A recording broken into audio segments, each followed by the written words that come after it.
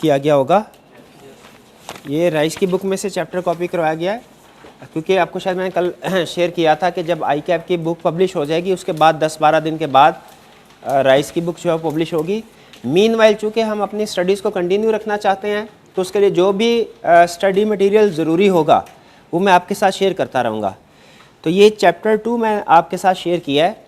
इसका मैं स्ट्रक्चर आपका एक्सप्लेन कर दूँ। कोई भी जो चैप्टर होगा उसका जो फर्स्ट पेज होगा उस पर आप देखेंगे आपको एक टेबल बना नज़र आएगा।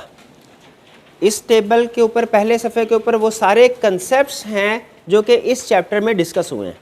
जैसे अगर आप देखें तो इस चैप्टर में 6 कंसेप्ट्स डिस्कस हुए हैं।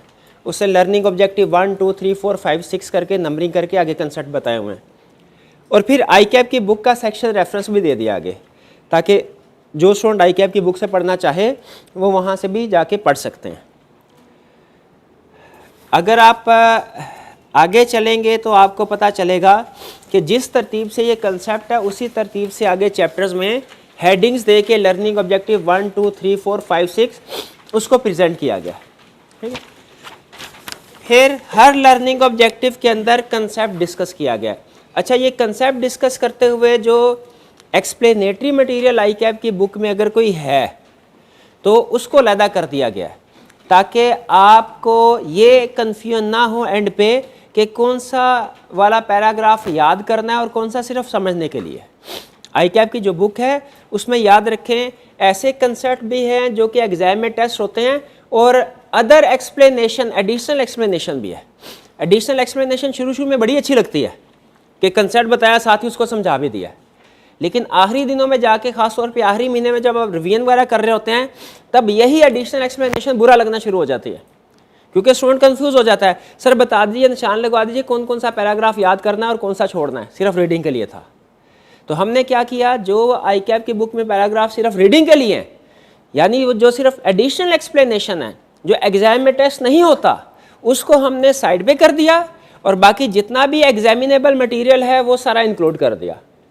अब जो साइड पे हमने मटेरियल किया है वो भी ये नहीं है कि इग्नोर कर दिया, वो चूंकि सिर्फ समझने समझाने के लिए, याद करने के लिए नहीं है, एग्जाम में टेस्ट नहीं होता, तो वो सारी एक्सप्लेनेशन क्लास में मैं जैसे इस वक्त लेक्चर डिलीवर कर रहा हूँ इस डिस्कशन के दौरान मैं आपके साथ शेयर कर देता हूँ।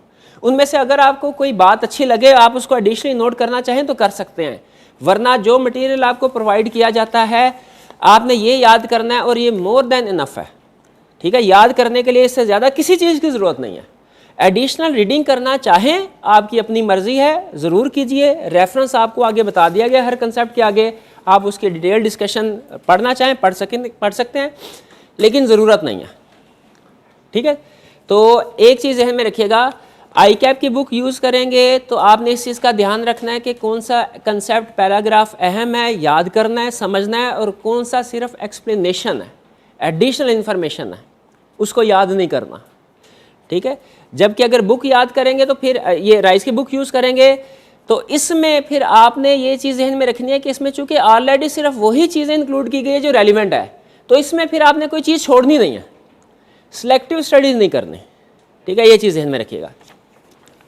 फिर इसके बाद इस 2-3 अटैम्प्ट्स पहले तक हम क्या करते थे कि जो पास्ट पेपर्स के क्वेश्चंस होते थे उसको राइस की बुक में इंक्लूड कर देते थे, लेकिन जो आई कैप की बुक में इलस्ट्रेशन या एग्जांपल्स होती थी उसको इंक्लूड नहीं करते थे। ठीक है, वो हम स्टूडेंट से कहते थे कि रीड कर लें। तो होता क्या था, जो स्टूडेंट्स रीड करते थे वो कहते थे सर 2-2 बुक्स पढ़ना पड़ती हैं, टाइम बड़ा लग जाता है। और कई स्टूडेंट ऐसे होते थे जो एडिशनल इलस्ट्रेशन या एक्सप्लेनेशन, जो इलस्ट्रेशन है वो आई कैप की बुक से रीड ही नहीं करते थे। तो सम टाइम ऐसा होता था एग्जाम में जो क्वेश्चन है वो आई कैप की जो इलस्ट्रेशन है उसके ऊपर बेस कर रहा होता था, उसमें से पूछ लेता था। तो वैसे तो अगर कंसेप्ट आता हो तो स्टूडेंट उस क्वेश्चन को अटेम्प्ट कर सकता है, लेकिन अगर वही इलस्ट्रेशन अगर पढ़ी भी हो फर्ज कीजिए तो ज़्यादा आसानी हो जाती है। तो हमने क्या किया, फिर इस चीज़ को हमने जब देखा कि आई कैप अच्छा टेस्टिंग कुछ इस तरीके से कर रहा है, तो हमने ये डिसाइड किया कि राइस की बुक में आई कैप की हर इलस्ट्रेशन, छोटी से छोटी हो या बड़ी से बड़ी हो, हर इलस्ट्रेशन को हमने इंक्लूड कर देना है, ताकि स्टूडेंट्स को 2 बुक्स को कंसल्ट ना करना पड़े। तो आप देखेंगे जो भी कंसेप्ट है ना, इसके एंड पे आपको कुछ क्वेश्चंस नज़र आ रहे होंगे। इनमें वो क्वेश्चंस भी हैं जो आई कैप के पास्ट पेपर्स के हैं, और वो इलस्ट्रेशंस भी हैं जो पास्ट पेपर्स की तो नहीं है लेकिन आई कैप के स्टडी टेक्स्ट में डिस्कस की गई हैं। तो जितनी भी स्टडी टेक्स्ट में इलस्ट्रेशन डिस्कस हुई हैं वो सारी की सारी हमने निकाल दी और वो भी इसमें इंक्लूड कर दी। अगर आप देखेंगे हर इलस्ट्रेशन के एंड पे आपको उसने एग्जाम्पल का रेफरेंस भी दिया हुआ है कि आई कैप के इसी चैप्टर में ये वाली एग्जाम्पल है, एग्जाम्पल 3, 4, 5, 6। ठीक है, तो जब आप अगर इस प्रैक्टिस क्वेश्चन जो है इनको कंप्लीट कर लेते हैं तो इसका मतलब है कि आपने आई कैप की बुक के सारे क्वेश्चंस भी कर लिए, और जब आप ये लर्निंग ऑब्जेक्टिव को याद कर लेते हैं तो इसका मतलब है एग्जाम पॉइंट ऑफ व्यू से जितना भी मटेरियल ज़रूरी था वो भी सर आपने याद कर लिया।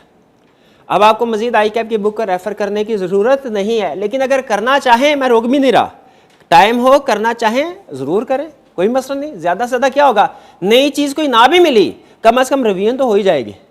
ठीक है, रीड करना चाहें कर सकते हैं, लेकिन ये सफिशेंट है। अगर आप इस मटेरियल को यूज़ करते हैं इसके बाद आई कैप की बुक के ऊपर जाने की ज़रूरत बाकी नहीं रहती।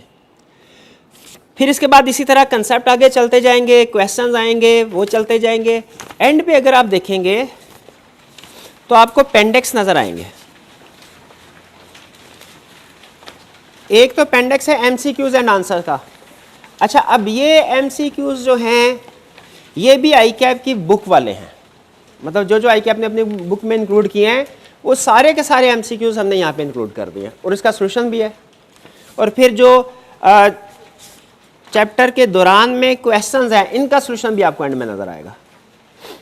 ठीक है, अच्छा, जो इलस्ट्रेशन तो सारी हमने आई कैप की यूज़ की हैं, लेकिन जो इनका सोल्यूशन बनाया है ना वो हमने कोशिश की है उसको as it is copy paste ना करें, क्योंकि आई कैप की इलस्ट्रेशन डिस्कशन की शक्ल में है, क्वेश्चन आंसर की शक्ल में नहीं है।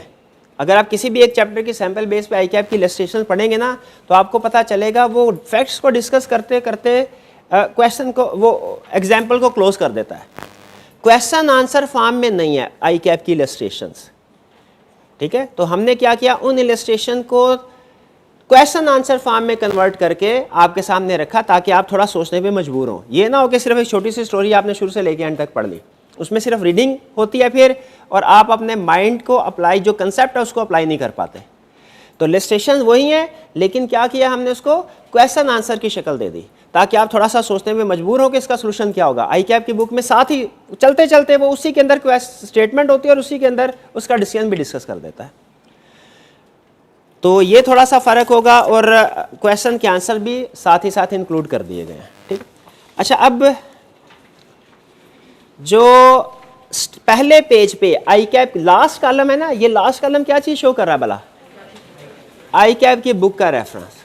तो इसको आपने रीड कैसे करना है, जैसे सेक्शन 1 तो चले कंप्लीट सेक्शन 1 हो गया, जो लर्निंग ऑब्जेक्टिव 2 है इसके आगे लिखा हुआ है 2.1.1, इसमें जो पहला 3 डिजिट का रेफरेंस है, जो पहला डिजिट है वो चैप्टर नंबर को शो कर रहा होता है कि यही कंसेप्ट आई कैप की बुक में चैप्टर नंबर 2 में है, और सेक्शन कौन सा है 1.1, 1.2, 1.3, वो इस तरीके से आपने इसको रीड करना। ठीक है, यानी पहला डिजिट जो है वो चैप्टर नंबर को शो कर रहा था, दूसरा डिजिट आपका सेक्शन, और तीसरा डिजिट जो है वो पैराग्राफ नंबर। अगर आप आई कैप की बुक से कंपेयर करना चाहें, रीड करना चाहें, तो आसानी के लिए उसका रेफरेंस भी आपके साथ शेयर कर दिया गया है। क्लियर, लेकिन जैसा कि आपको पता है ये रेफरेंस वगैरह जो है वो ड्राफ्ट वर्जन जो आई कैप ने शेयर किया हमारे साथ उसमें से मैंने निकाले हैं। जब आई कैप की फाइनल वर्जन आएगा बुक का, उसमें अगर कोई चेंजेस होती हैं तो अकॉर्डिंगली ये चेंज हो जाएंगे, वो मैं आपके साथ शेयर कर दूंगा। क्लियर, इस हवाले से कोई और चीज़ पूछना चाहे तो पूछ सकते हैं। कोई क्वेश्चन है? चलिए जी, स्टार्ट करते हैं हम आज का कंसेप्ट। आज हमने चैप्टर 2 स्टार्ट करना है आई कैप की बुक के लिहाज से, जो क्या है introduction to law of contract. Chapter 1 में कुछ लीगल सिस्टम से रिलेटेड कंसेप्ट हैं, वो हम अभी नहीं कर रहे, ठीक है, वो बाद में करेंगे। अभी चैप्टर 2 से स्टार्ट कर रहे हैं हम, और इसमें कुछ डेफिनेशन और बेसिक कंसेप्ट्स हैं कॉन्ट्रैक्ट एक्ट के हवाले से। हमारा जो पेपर है लॉ का 100 मार्क्स का पेपर है, इसमें वो कुछ लॉज हैं, जैसे पार्टनरशिप से रिलेटेड लॉ है,